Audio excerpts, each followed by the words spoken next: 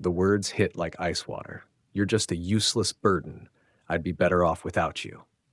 My 32-year-old son spat this at me while lounging in my living room, rent-free, bills-free, responsibility-free.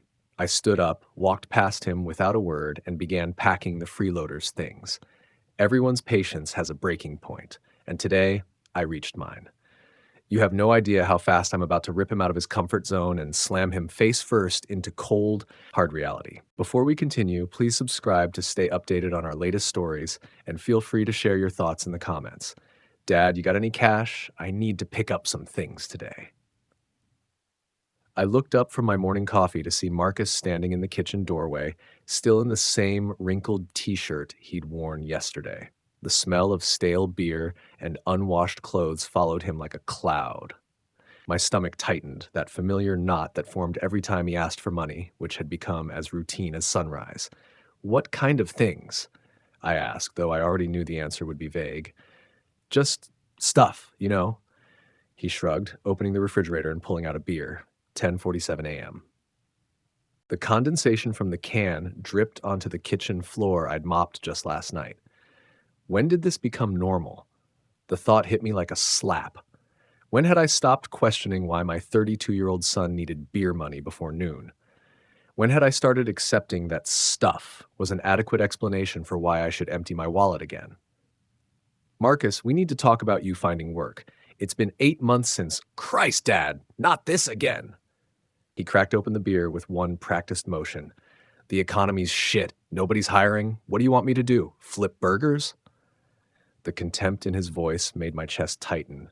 I remembered being his age, working 3 jobs to support him after his mother left, coming home with hands stained from factory work and grease under my fingernails. Flipping burgers would have seemed like a vacation. "There's no shame in honest work," I said quietly. "For you, maybe." He took a long swig, and I watched his Adam's apple bob. This is my son, I thought, the boy I used to carry on my shoulders who used to think I was the strongest man in the world. But I went to college. I have standards. The college I'd paid for with my retirement savings. The degree he'd earned in communications and then promptly decided wasn't what he wanted to do. The career counseling sessions I'd funded, the networking events, the professional wardrobe that now hung in his closet gathering dust. "Son, maybe if we worked on your resume together." "My resume is fine. The problem is this whole goddamn system." His voice was getting louder, more aggressive. I could feel the neighbor's judgment seeping through the walls. Mrs. Patterson next door had stopped making eye contact with me at the mailbox months ago. "You wouldn't understand. You've never had real ambition." The words landed like physical blows. 37 years at the plant, working double shifts during the holidays so he could have the latest video game console. The promotion I'd turned down because it would have meant relocating, disrupting his schooling. The sacrifices I'd made, not grudgingly, but gladly, because that's what fathers do. "I had ambition," I said, my voice barely above a whisper. "I wanted to give you everything I never had." "Well, congratulations." His laugh was bitter, cutting. "You gave me a front row seat to watch you settle for mediocrity. Real inspiring, Dad." I felt something crack inside me, like ice breaking under pressure. This kitchen, where I'd taught him to scramble eggs. This house, where I'd read him bedtime stories and helped with homework and celebrated every small victory. All of it suddenly felt hollow. "You're just a useless burden," he said, finishing his beer and crushing the can. "I'd be better off without you." The words hung in the air between us like poison gas. I set my coffee can carefully, my hands steadier than I felt inside. "I'm sorry. What did you just say to me?" Something in my tone must have registered because Marcus's cocky smirk faltered slightly, but only slightly. "You heard me, Dad. You're a burden, a dead weight." He gestured around the kitchen with his empty beer can. "Look at this place. Look at your life. You think I want to end up like you?" My throat felt dry as sandpaper. "Marcus, I want you to think very carefully about what you're saying to me." "Why? You afraid to hear the truth?" His voice was getting bolder now, feeding off what he mistook for weakness. "I'm 32 years old, and I'm stuck living with my loser father because you never taught me how to be successful. You never showed me what winning looks like. Be careful." Some voice whispered in my head. "This is your son. Choose your words." But another voice, one that had been silent for too long, was starting to speak up. Explain to me how providing for you for 32 years makes me a burden, I said quietly. Because you made me soft. The words exploded out of him. You made me think the world owed me something, just like you think it owes you. But newsflash, Dad, nobody owes us anything. And frankly, I'm tired of being dragged down by your low expectations. I nodded slowly, feeling something fundamental shift inside me. The room seemed to grow very quiet, very still. I see, I said, standing up from the table. I walked past him toward the hallway, my steps measured and deliberate. Behind me, I heard him call out, "Where are you going?" I didn't answer.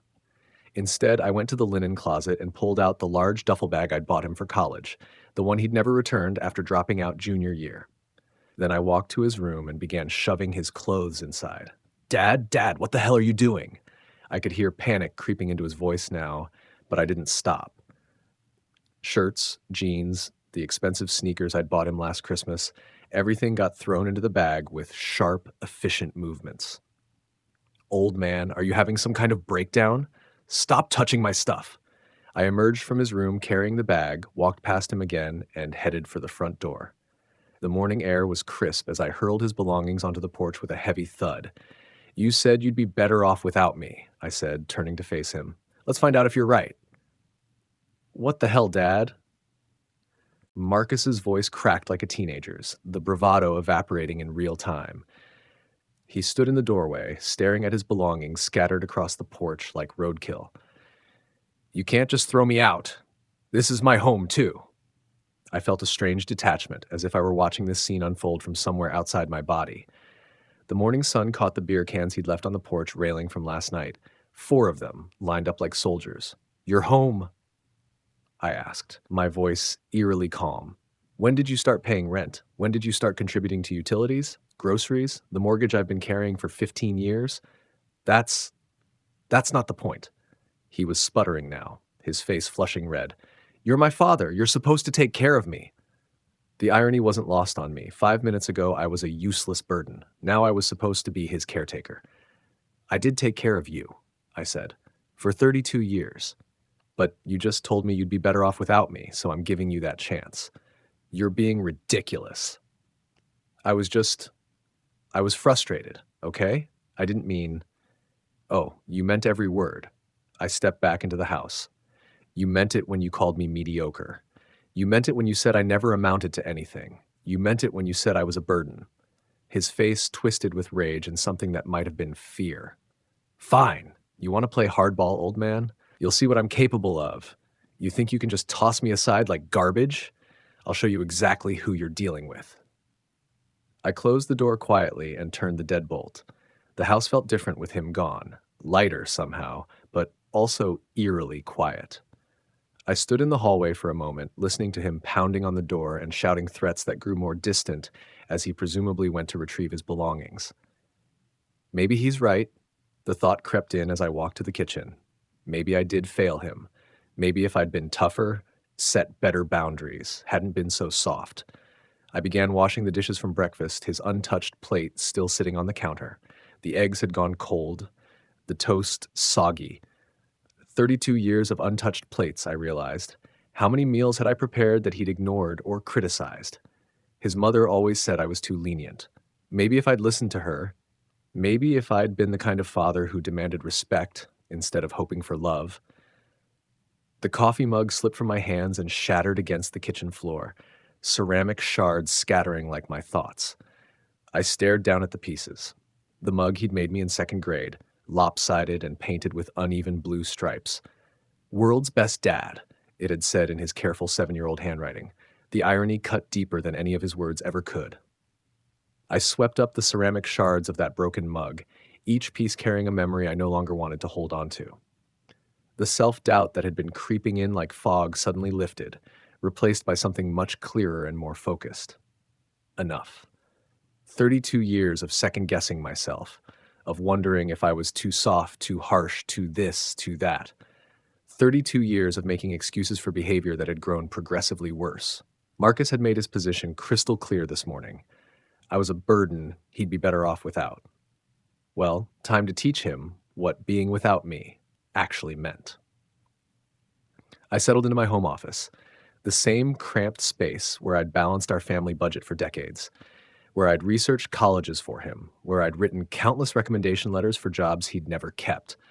The irony wasn't lost on me that this would be where I dismantled the safety net I'd spent a lifetime weaving. First, the car, a 2020 Dodge Charger that I'd co signed for when he was 28 and just needed a chance to get back on his feet. The monthly payments of $428 came directly from my checking account, as they had for the past 4 years. I pulled up the auto loan website and navigated to the payment settings. It took exactly 3 clicks to remove my automatic payment authorization. Next, his cell phone. Family plan, of course. He'd been on my plan since he was 16, upgrading to the latest iPhone every 2 years, like clockwork. Another few clicks, and his line was suspended. Let him figure out how to communicate his threats and demands without my subsidized data plan. His credit cards, the ones where I was listed as the primary account holder, responsible for payments he'd never made. The Amex with the $8,000 balance from his business venture that had lasted all of 3 weeks. The Visa he used for DoorDash orders and gaming subscriptions. I methodically went through each account, removing my payment information and setting the accounts to close. The gym membership, the streaming services, the car insurance. Thread by thread, I was unraveling the comfortable web that had kept him suspended in perpetual adolescence. Each canceled automatic payment felt like lifting a weight I hadn't realized I'd been carrying. My phone buzzed with a notification from Facebook. Marcus had tagged me in a post. When your own father throws you out on the street because he can't handle honest criticism. Some people can't face the truth about their failures. Toxic parents hatched ungrateful. I stared at the screen for a long moment, watching the likes and sympathetic comments pour in from his friends, most of whom I'd fed at family barbecues over the years, kids I'd driven to soccer practice alongside Marcus, young adults I'd helped move apartments, and loaned money to when times were tough. The old me would have been devastated, would have called him immediately, apologizing and begging him to come home, would have worried about what people thought, about my reputation in the neighborhood, about whether I really was the monster he was painting me to be. But sitting there, looking at the list of canceled services spreading across my computer screen like a battle plan, I felt something I hadn't experienced in years. Peace. Maybe he was beyond saving. Maybe 32 years of unconditional support had created something irredeemable. Maybe the boy who used to bring me dandelions and call me his hero was gone forever, replaced by this bitter stranger who saw kindness as weakness and generosity as obligation. If that was true, then at least I'd finally learned to live with the truth instead of the fantasy I'd been clinging to. I screenshot his post and saved it to a folder I labeled Evidence. Something told me I might need it later. The call came at 11:23 a.m. the next morning from a number I didn't recognize. I almost let it go to voicemail, but something made me answer. Dad, it's me. Marcus's voice had lost yesterday's venom, replaced by something that might have passed for casual if I hadn't known him better. The studied nonchalance of someone trying to sound like they weren't panicking. Marcus. Look, I got some weird notifications this morning, something about my car payment and phone service. I think there might be some kind of technical glitch with your bank or something. The audacity was breathtaking. Even now, even after everything he'd said, he was trying to frame this as my mistake, my problem to solve. There's no glitch, I said calmly. I canceled the payments. A long pause. When he spoke again, his voice had an edge. Dad, come on, don't be dramatic. We had a little fight, it happens, but you can't just, I can, and I did. This is ridiculous. You're acting like a child. Look, I said some things I maybe shouldn't have, but you're being way too sensitive about. Stop.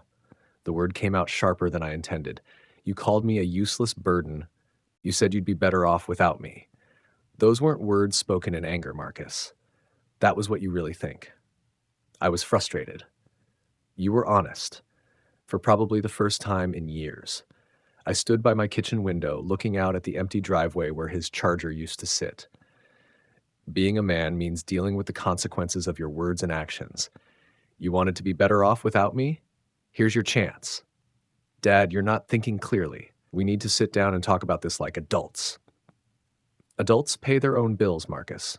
Adults don't live rent-free with their parents. Adults take responsibility for their choices. I kept my voice level, matter of fact. You're 32 years old. Figure it out. I hung up before he could respond. The rest of the day passed quietly. I went to the grocery store and bought exactly what I needed for myself. No more bulk shopping, no more cases of beer I didn't drink, no more frozen pizzas and energy drinks. The checkout total was less than half of what I usually spent. I was heating up leftover soup for dinner when my phone rang. The caller ID made my blood freeze. Julia, my ex-wife. The woman who'd walked out on us 15 years ago, claiming I was emotionally unavailable and failed to provide the life she deserved.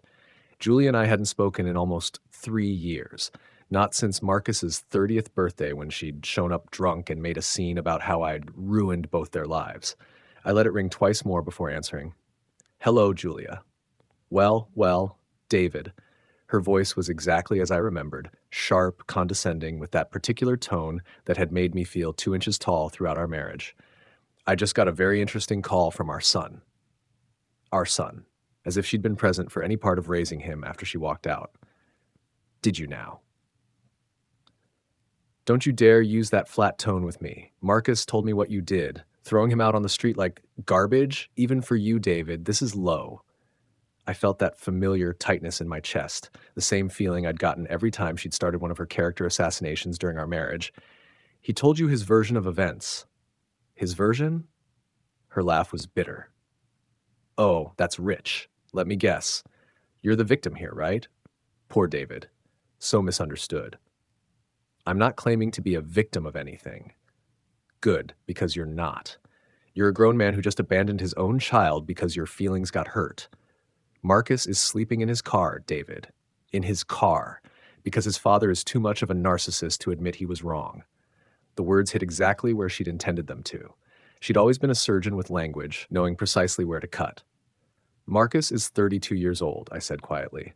He's not a child. He's our child, and he's struggling, but instead of helping him, you throw him away like you threw away our marriage when things got tough. You never could handle real responsibility, could you? Real responsibility. 15 years of single parenthood, working double shifts, missing sleep and meals and any semblance of a social life. Apparently none of that counted as real responsibility. Julia, you left us. You walked out when he was 17 because you decided you deserved better. I left because you were weak, because you had no ambition, no drive. And look what you've done to Marcus. You've made him just like you. Dependent, unmotivated, settling for mediocrity. The irony was staggering. She was describing exactly what Marcus had become, but somehow it was still my fault. You've always been a failure, David, as a husband and now as a father. Marcus is suffering, and it's all because you can't handle being told the truth about yourself. The truth? Something in my voice must have changed because she paused. The truth is that I've supported Marcus financially and emotionally for 15 years after you abandoned him. The truth is that he lives rent-free in my house, eats food I buy, drives a car I pay for, and uses a phone that's on my plan. And yesterday he told me I was a useless burden and that he'd be better off without me. He was frustrated. He was honest, for probably the first time in years. I could hear my own voice getting steadier, more controlled. And now he's sent you to fight his battles for him because he doesn't want to face the consequences of his words. You're pathetic, she spat. A real man would. A real man would what, Julia? Continue enabling a 32-year-old who thinks the world owes him everything? Continue being an ATM for someone who has nothing but contempt for me? Don't you dare turn this around on... I'm not turning anything around. I'm stating facts. Marcus made his position clear. Now he gets to live with it. The line went quiet for a moment. When she spoke again, her voice was venomous. You'll regret this, David. Mark my words. When something happens to him, when he hits rock bottom because his own father turned his back on him, that blood will be on your hands. The line went dead. I sat there in my quiet kitchen processing what had just happened. Marcus hadn't just called his mother for sympathy or support. He'd weaponized her against me, knowing exactly what buttons she'd push, knowing exactly how her voice would affect me. This wasn't a family argument anymore. This wasn't even about tough love or consequences. This was warfare. And my son had just fired the first real shot. I sat there in my quiet kitchen, processing what had just happened. Marcus hadn't just called his mother for sympathy or support. He'd weaponized her against me, knowing exactly what buttons she'd push, knowing exactly how her voice would affect me. This wasn't a family argument anymore. This wasn't even about tough love or consequences. This was warfare. And my son had just fired the first real shot. I looked at my phone, then slowly, deliberately, I saved the voicemail to the same folder where I'd stored his social media post. Evidence was evidence, and something told me this was just the beginning. If Marcus wanted to play dirty, he was about to learn that his old man knew a few things about strategy too.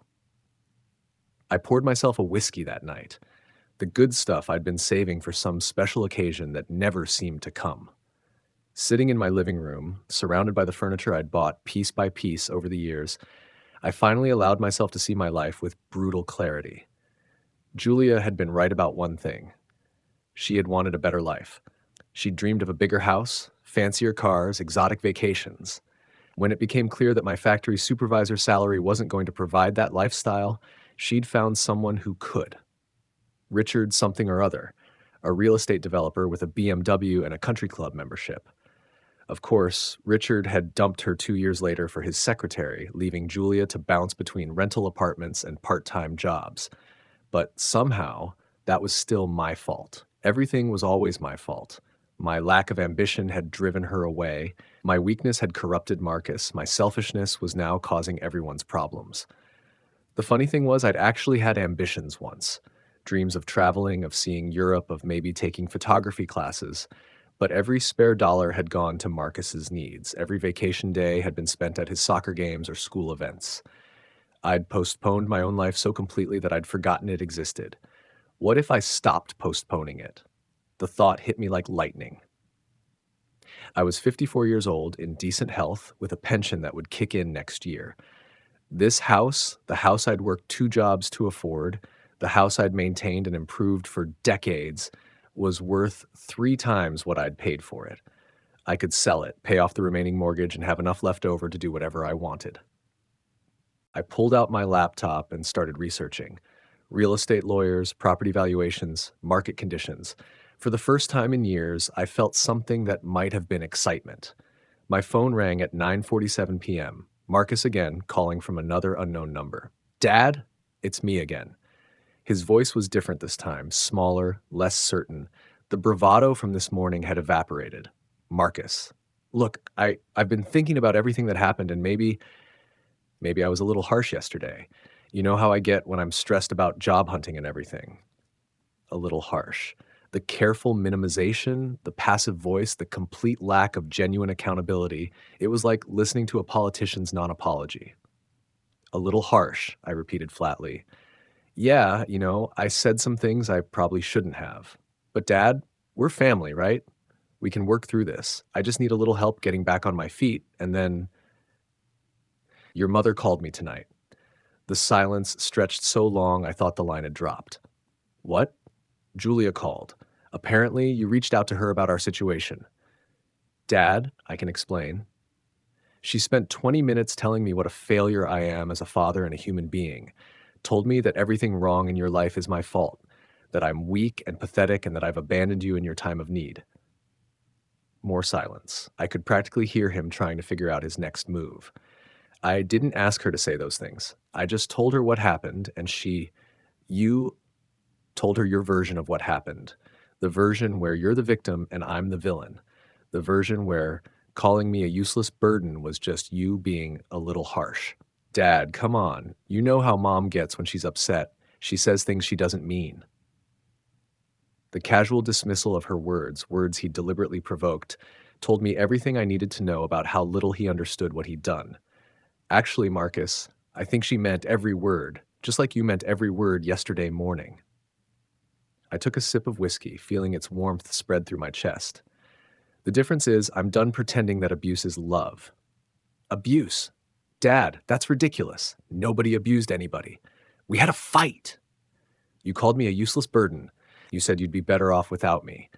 Then, when I gave you exactly what you asked for, you sicked your mother on me like a attack dog. That's not fighting, Marcus. That's manipulation. I was trying to, you were trying to hurt me enough that I'd fold and take you back. You weaponized the person who knows exactly how to make me feel worthless, thinking that would break me down. I stood up and walked to the window, sat looking out at the street where I'd lived for 15 years. Soon, maybe very soon, someone else would be looking out this window. Someone who wasn't carrying the weight of other people's ingratitude. Here's what's going to happen, Marcus. You're going to figure out how to support yourself like every other adult in the world. I'm going to live my life for the first time in decades. And if you ever try to use your mother against me again, you'll discover that I can play that game too, and I'm better at it than you think. Dad, please. I'm sorry, okay? I'm really sorry. Can we just. Good night, Marcus. I hung up and turned off my phone. Tomorrow, I'd call that real estate lawyer whose website I'd bookmarked. It was time to start living for myself. For the first time in 32 years, the future felt like it belonged to me. The law office was exactly what I'd expected: mahogany furniture, law books lining the walls, and the faint smell of expensive cologne. Attorney Mitchell Hartwell looked like Central Casting's idea of a real estate lawyer: silver haired, sharp suit, and the kind of handshake that suggested competence without being overly aggressive. So, Mr. Thompson, you're looking to sell your primary residence. Any particular reason for the urgency? Family circumstances have changed, I said carefully. I need to know if there are any legal complications if my adult son has been living there rent-free. We can handle that. Proper notice, documentation of the informal arrangement. How soon are you looking to list? As soon as possible. That afternoon, I called Marcus from Cafe Luna downtown, neutral territory, public space, somewhere he couldn't make a scene without consequences. Dad? He sounded surprised, hopeful even. I didn't expect to hear from you. I think we need to talk, face to face. Can you meet me here in an hour? Yeah, of course. Dad, I'm so glad you called. I've been thinking about everything. 1 hour, Marcus. He arrived 15 minutes early, which told me everything about his desperation.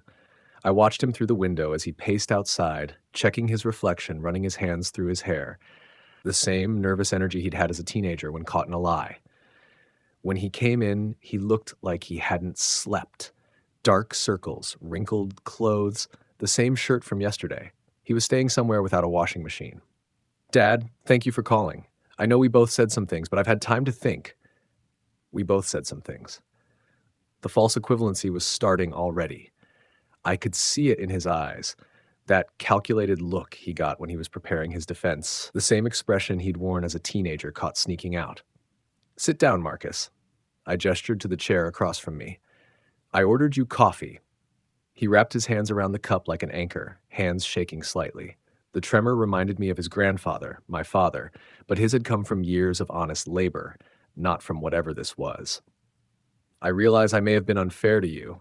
The stress of job hunting, you know? Sometimes people say things they don't mean. I may have been unfair. Not I was wrong. The careful phrasing that admitted nothing while appearing contrite. I felt a familiar weight in my chest. The same disappointment I'd carried for years, always hoping this time would be different. I pulled an envelope from my jacket and placed it between us. Before you continue, I need you to look at this. His eyes fixed on it like it was dangerous, pupils dilating slightly. Some animal part of his brain was already sensing the threat. What is it? Open it. I watched his face change as he read, confusion melting into comprehension, then crystallizing into panic. His mouth opened and closed like a fish gasping for air, the same helpless expression he'd worn at 12 when I'd found him breaking my tools in the garage. This says the house is being listed for sale. That's correct. Dad, what the hell? You can't sell the house. That's my home. His voice cracked on the word home, and for a split second I saw the little boy who used to run to me when he scraped his knee. But the moment passed, replaced by indignant rage that anyone would dare disturb his comfortable existence. Your home. I kept my voice level, though my heart was pounding. Tell me, Marcus, what makes it your home? I live there. I've lived there most of my life. I live there. Not we built a life there or we made memories there. just the basic fact of his presence, as if occupying space created ownership. A young couple at the next table was arguing quietly about their wedding plans, completely absorbed in their own drama. The barista called out drink orders in a steady rhythm, normal life continuing around us while ours fell apart. You've lived there as my dependent for 32 years. I took a sip of coffee, buying time to steady myself. When did you start paying rent? You never asked me to pay rent. The defensive whine in his voice transported me back 20 years, the same tone he'd used when confronted about poor grades, missed curfews, broken promises. Nothing had changed except the stakes. I thought you were temporary, getting back on your feet. That was 8 months ago. The job market is tough. McDonald's is hiring. Walmart is hiring. The grocery store down the street needs baggers. Those aren't real jobs, Dad. I have a college degree. Those aren't real jobs. The words hit me like a physical slap. 37 years of fake work had supported his entire existence, but somehow it wasn't good enough for him to do. So did I, and I spent 37 years at the plant because real jobs pay bills and put food on the table. That's different. You didn't have the opportunities I have. My jaw clenched involuntarily. The opportunities I'd sacrificed everything to give him, dismissed as casually as yesterday's weather. What opportunities?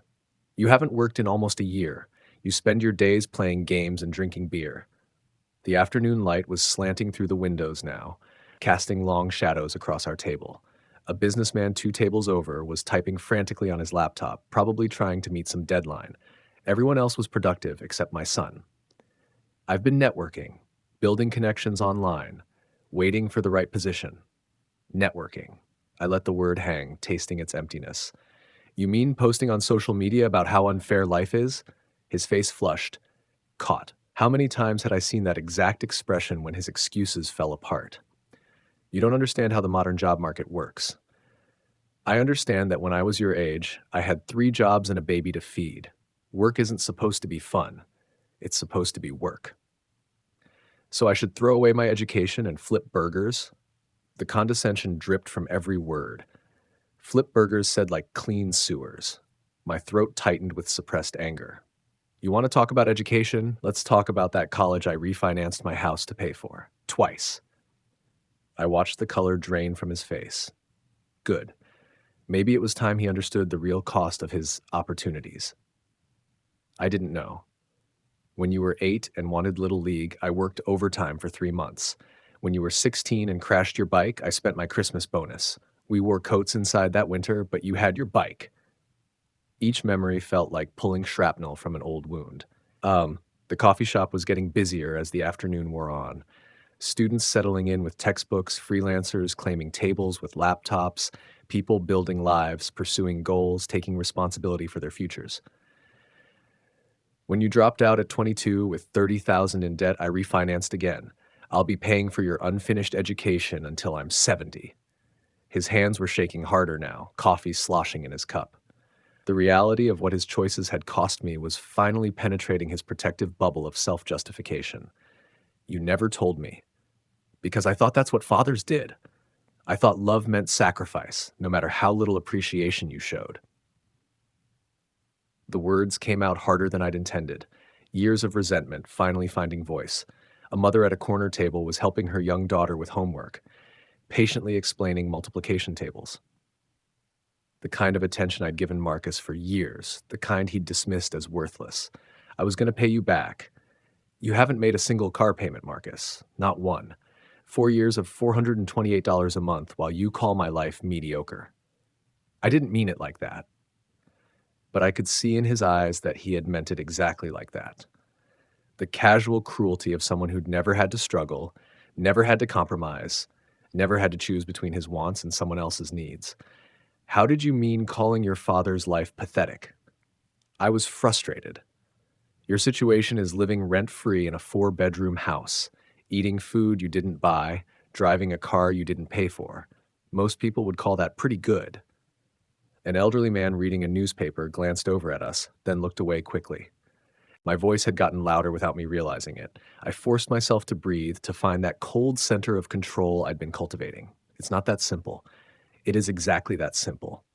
You're a grown man who's forgotten what responsibility feels like. The businessman closed his laptop with a satisfied expression. Deadline met, work completed.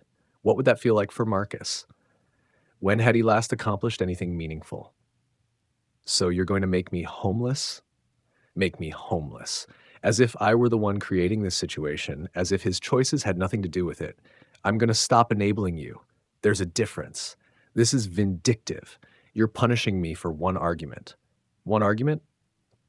My voice rose despite my efforts. The mother with the homework looked over, protective instincts activated. This is about years of entitlement, years of treating me like a bank account with legs.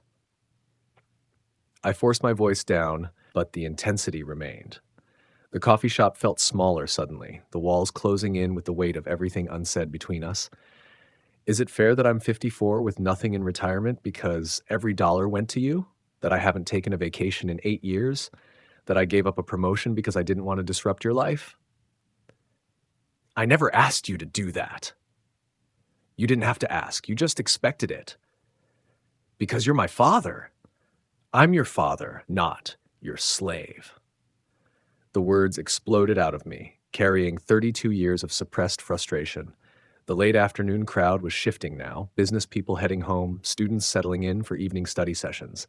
The rhythm of normal, productive lives while we sat trapped in this moment of reckoning. Tell me what you've contributed to that house, Marcus.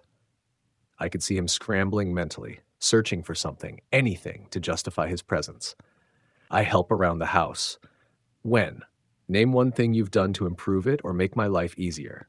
Silence stretched between us while the coffee shop hummed with activity around us. Conversations, laughter, the hiss of the espresso machine. Life moving forward while we sat frozen in this moment. I keep you company, he said finally, voice small. The pathetic inadequacy of it hit me like a punch. This was what 32 years of sacrifice had bought me, the dubious privilege of his presence.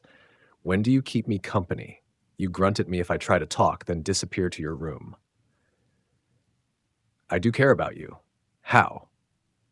Give me one example from the past year. Another silence. I watched the realization dawn on his face. All those caring moments existed only in his imagination, projections of the son he thought he was rather than the person he'd actually become. I'm sorry for not being a better son. The apology felt hollow, performative. How many times had I heard these same words delivered with just enough sincerity to buy him another chance? I don't need you to be a better son. I need you to be a man. The coffee shop was starting to empty as dinner time approached. Soon we'd be among the last customers, like actors in some twisted dinner theater performance. I can change. Just give me another chance.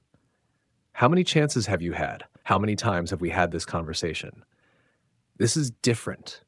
Because the stakes are finally real? I could see the desperation creeping into his eyes now, the dawning understanding that his usual tactics weren't working. I called Mom because I was desperate. Tell me what you told her that made her attack me for 20 minutes. He stared into his coffee, the silence stretching uncomfortably. Around us, the normal sounds of life continued, the clink of dishes, muted conversations, the whisper of pages turning. I told her you threw me out for no reason. For no reason. I said you were overreacting to a little argument. What else? Maybe that you were being too sensitive, having some kind of midlife crisis. So he'd painted me as unreasonable, unstable, cruel. The calculated cruelty of it took my breath away, not just the betrayal, but the precision with which he'd aimed at my deepest vulnerabilities. You weaponized the person who knows how to hurt me most. The coffee shop had grown quiet around us. Most customers departed for dinner, leaving us in our bubble of dysfunction. I didn't think. You don't think about anyone but yourself. You don't think about how your words affect people. I do love you, Dad. The words sounded empty, automatic, a reflex rather than a feeling. Love is a verb, son. Your actions toward me have been the opposite of loving. He was crying now, real tears, but I'd seen him cry before when consequences loomed, the tears of someone who'd finally realized that this time, Daddy wasn't going to save him. Where am I staying? In my car, using birthday money, money you gave me. Even in his supposed independence, he was still living off my generosity. The irony would have been funny if it weren't so tragic. This isn't punishment, Marcus. It's me finally teaching you to be a man. By abandoning me, by refusing to enable you, by refusing to be your safety net while you treat me like garbage. I stood up, pulling on my jacket. The late afternoon sun slanted through the windows, painting everything golden. Closing time for this chapter of our lives. The house will be listed next week. I'd suggest you start looking for alternatives today. I placed a 20 on the table and put my hand on his shoulder. For 32 years, a gesture of comfort. Today, feeling like goodbye. I hope someday you understand this is the first real gift I've given you. The chance to discover who you can be when you can't rely on anyone but yourself. As I walked away, his voice cracked behind me, desperate and young. Dad! Dad! Waze! But I kept walking, my footsteps steady on the tile floor. For the first time in 32 years, I was walking toward my own life instead of turning back to fix his. The evening air felt clean and full of possibility.